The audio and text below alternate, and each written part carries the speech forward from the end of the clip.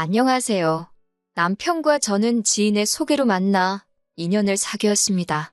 결혼 이야기가 본격적으로 나오면서 양쪽 집에 인사를 드리러 가게 되었는데 그곳에서 놀라운 사실을 알게 되었지요.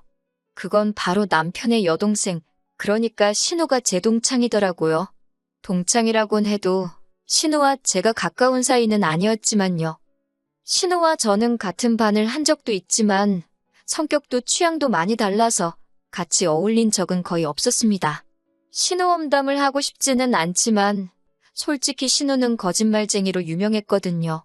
게다가 신우가 대학을 지방으로 간 이후로는 어떻게 사는지, 잘 지내는지 그런 소식조차 들은 적도 없어요.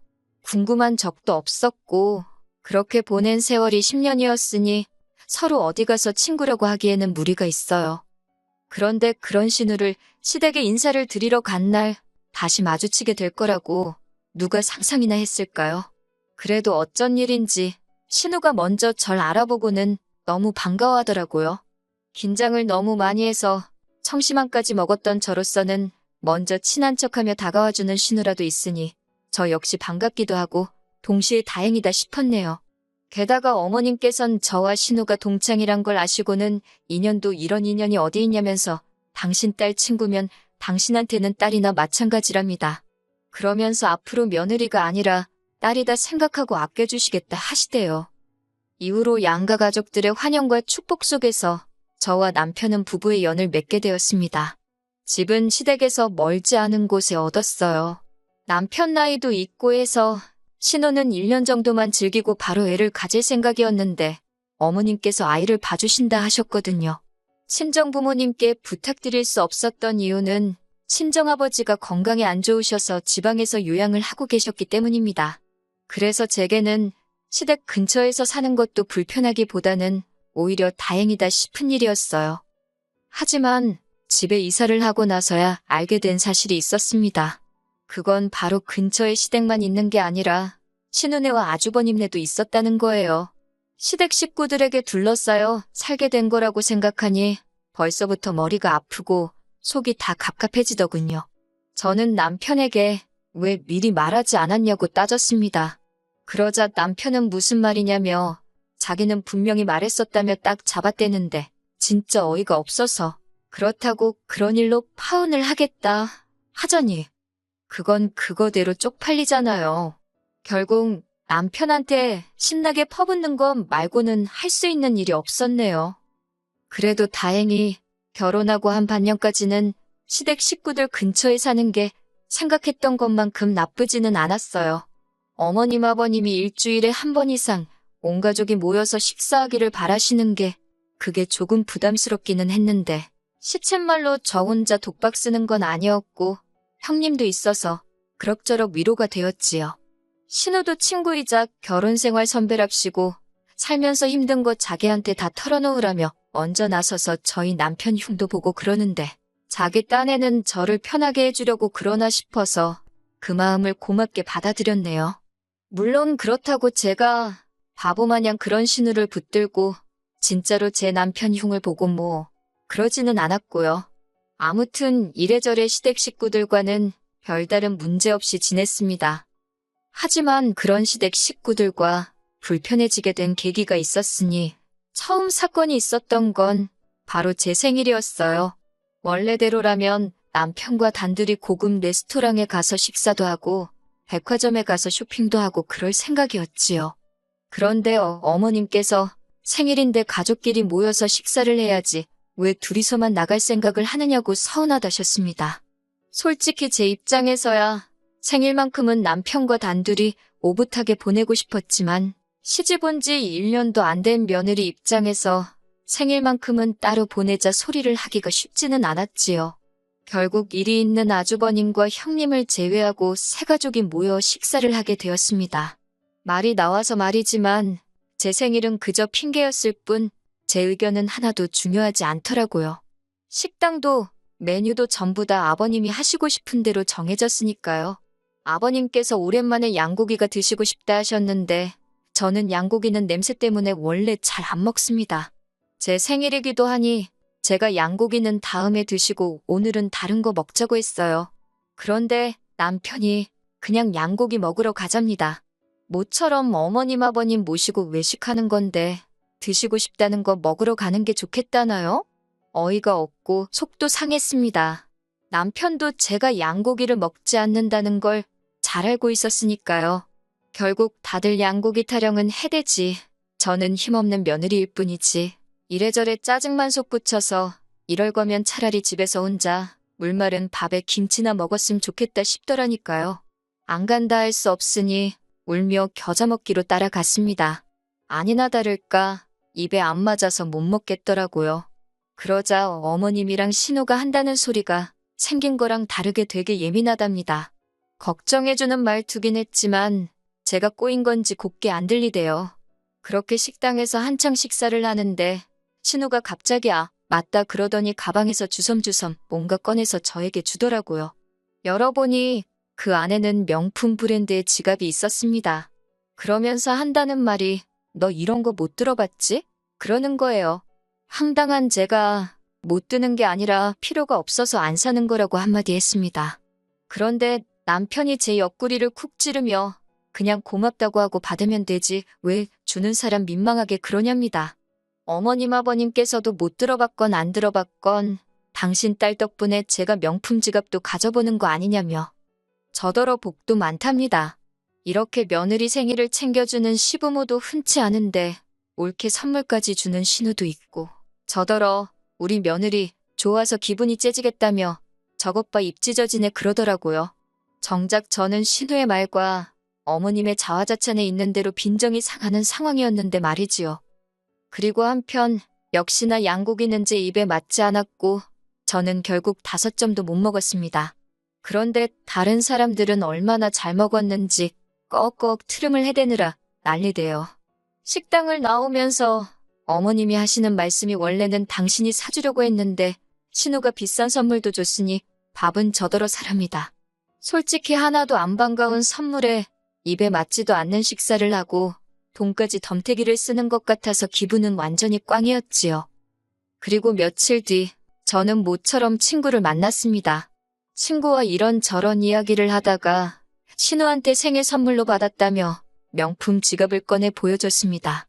참고로 덧붙이자면 하루가 멀다 하고 신우가 사준 지갑은 왜 안 되냐고 남편이 하도 복가돼서 들고 다닌 거지 다른 뜻은 없습니다. 친구가 제 지갑을 요리조리 살피더니 웃으면서 이거 짝퉁이래요. 자기도 이거랑 똑같은 지갑이 있는데 가죽도 다르고 저더러 왜 이걸 못 알아보냐고 웃더라고요.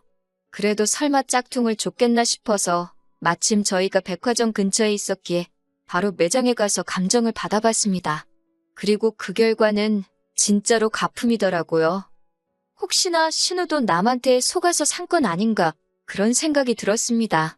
그렇지 않고서야 세상 천지에 누가 선물로 짝퉁을 주나 싶었요. 그래서 신우에게 단도직입적으로 물었습니다. 나에게 준 지갑이 짝퉁인 거 알고 있었냐니까 엄청 난처한 얼굴을 하더니 누가 그러냐입니다. 그래서 매장에 가서 확인한 거니까 거짓말은 하지 말라고 했지요. 그러자 신우가 한다는 소리가 저더러 자기가 준 진품은 어디다 팔아치우고 짝퉁을 가져온 건 아니냐입니다. 사람이 평소에 뭘 보고 듣고 하면 저딴 생각을 할 수 있는 거지. 그런 생각이 다 들더라고요. 말 같지도 않아서 신우더러 쪽팔린 줄 알라고 사부쳤습니다. 이후로 한동안 신우와 저는 서로 연락을 주고받지 않았습니다. 그날 이후로 신우나 저나 감정이 있는 대로 상했기 때문이지요. 그러다 다시 신우를 마주하게 된 건 어머님 생신날이었습니다. 저는 어머님의 생신 선물로 실크 스카프를 준비했습니다.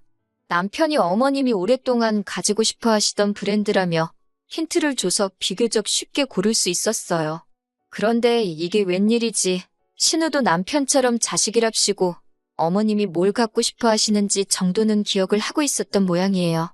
신우도 제가 준비한 스카프와 똑같은 걸 들고 왔으니까요. 솔직히 상황이 어이없고 당황스럽긴 했지만 어머님 입장에선 두 자식 모두 당신이 갖고 싶어 하던 걸 기억해줬다 싶어서인지 기분이 매우 좋아 보이셨습니다. 그때 신우가 그럼 자기 건 바꿔오겠다고 하더라고요.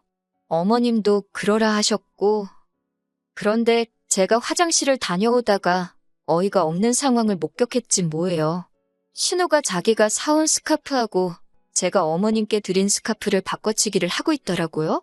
어이가 없어서 지금 뭐하냐고 소리를 쳤더니 신우가 놀래가지고는 비명을 꽥 질렀습니다. 그러자 부엌에 모여있던 어머님 아버님과 남편 그리고 신우 남편까지 거실로 나왔고 신우가 쪽팔린 건 아는지 이도저도 못하고 서 있더라니까요. 제가 신우더러 아가씨 지금 방금 뭐 한 거냐고 왜 스카프를 바꿔치기를 하냐고 따졌습니다.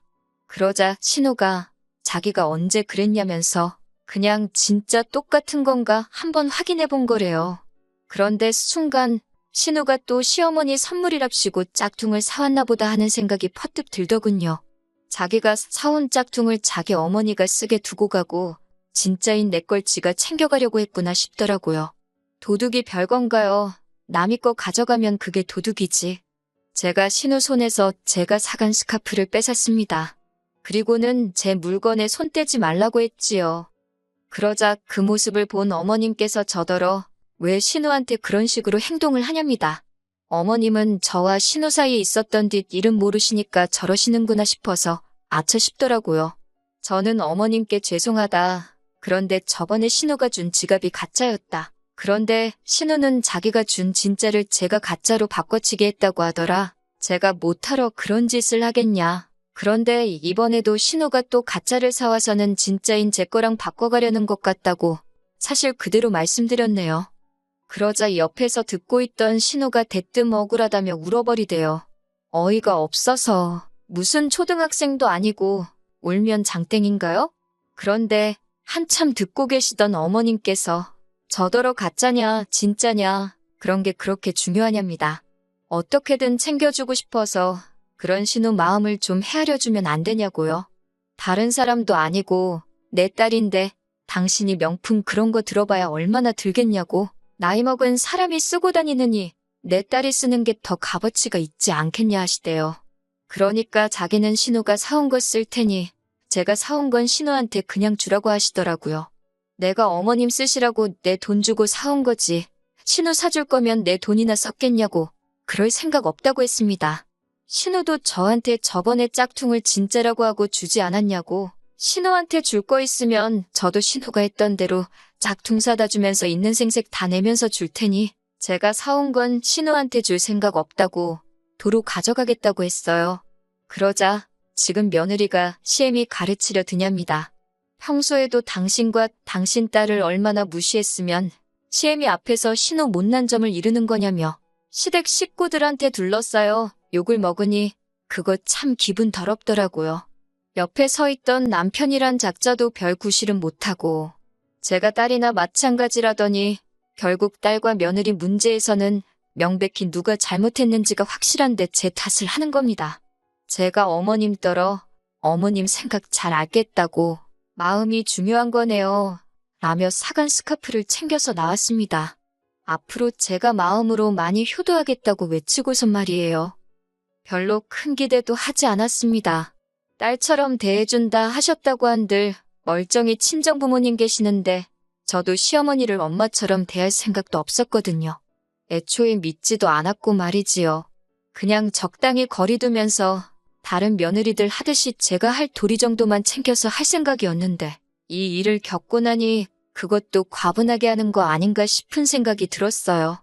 그리고 며칠이나 지났을까 이후로 계속 제 눈치만 살피던 남편이 부탁 하나만 하면 안 되겠냐 그러더군요. 뭐냐니까 자기 동생하고 시어머니한테 사과 좀 해달랍니다. 언제까지 이렇게 지낼 수는 없지 않냐고. 신우 성격이 원래 욕심도 많고 거짓말도 잘하는 거 자기도 잘 아는데 가족끼리 어쩌겠냐입니다. 품고 가야지. 그래서 너나 실컷 품고 가라고 했어요. 시어머니가 팔이 안으로 굽어서 딸 편드는 건 이해를 하지만 남편까지 나서서 제가 당연히 시댁에 알아서 기어야 한다는 식으로 말을 하니 저는 결국 이 집구석에서 가족은커녕 남보다도 못한 존재가 아닌가 싶더라고요. 그런데 오히려 그렇게 생각을 하니 마음이 편해졌습니다. 제가 행복한 미래를 위해 결혼을 한 거지. 시어머니로도 부족해 신우 눈치까지 보면서 그들이 하고 싶은 대로 다 참아가며 살기 위해 결혼했다는 게 아니라는 걸 깨달았어요. 남편마저도 남이 편이 돼서 무조건 내 잘못이라고 하는데 이 결혼 생활을 제가 이어가야 할 이유가 하나도 보이지 않더라고요. 그렇게 반년 조금 넘은 결혼 생활 끝에 이혼하게 되었습니다. 제가 이혼하자고 하는데도 남편은 끝까지 시모와 신우 눈치를 보면서 갈팡질팡 못하는 실망스러운 모습을 보이더라고요. 오히려 다행스러웠어요. 제가 마음을 더 확고하게 먹을 수 있었거든요. 앞으로도 신우의 그딴 거짓말에 놀아날 일도 없고 시모의 말도 안 되는 억지와 제가 무조건 신우한테 맞춰야 한다는 비윗장 맞추기도 싫었거든요. 불행 중 다행인 건 신혼집 근처에 아주버님이며 신우며 다 같이 모여 살고 있다는 사실을 알았을 때 혹시나 해서 혼인신고 안 올렸던 게 정말 잘한 일이었네요. 이혼 후 얼마 뒤 형님한테서 연락을 하나 받게 되었어요. 시모가 신우가 사준 명품백을 들고 나갔다가 아주 개망신을 당하고 왔다고 말입니다. 중요한 모임이라고 아끼던 백을 들고 나가신 건데 사람들 앞에서 손잡이가 뚝 떨어져가지고 이러지도 못하고 저러지도 못하다 검은 봉다리에 옮겨 담아 들고 다니셨다나요. 형님도 쌓인 게 많았는지 아주 깨소금 맛이라면서 속 시원해 하더라고요. 그리고 저를 보고 용기를 얻었답니다. 자기는 이혼 생각을 하지 못해 참고 살았는데 저를 보니 요즘 생각이 많다고요. 이놈의 집구석이 받아주면 받아줄수록 밑도 끝도 없이 바라는 것밖에 없다고 애 때문에 참고 산다 하면서 최대한 시댁하고 교류하지 않았는데 이러나 저러나 자기 남편의 핏줄 들이니 언제까지 안 보고 살 수 있는 게 아니지 않냐면서요. 상종 못할 집구석, 자식 하나만 보고 참아왔고 어쨌든 막내 며느리인 저 때문에 조금 덜 해졌었는데 제가 이혼하고 나니 또 자기가 다 덤탱이 쓰고 있다고 조만간 변호사 알아보러 가겠답니다. 인간으로서 상종 못할 신우 감싸주기만 하면서 며느리들이 신우 비윗장 맞춰주려다가 시어머니와 틀어지고 나아가서는 자기 아들 자식들 전부 다 이혼시키게 될 거라고는 생각도 못했을 거예요. 다른 건 몰라도 형님이 이혼을 위해 제 도움이 필요하다면 저는 있는 힘껏 형님을 도와줄 계획입니다. 아들 자식들 다 이혼당해도 사랑하는 가족들이 다시 한 집에 모여 살게 될 수도 있으니 그 편이 시어머니한테도 더 좋은 일 아니겠어요?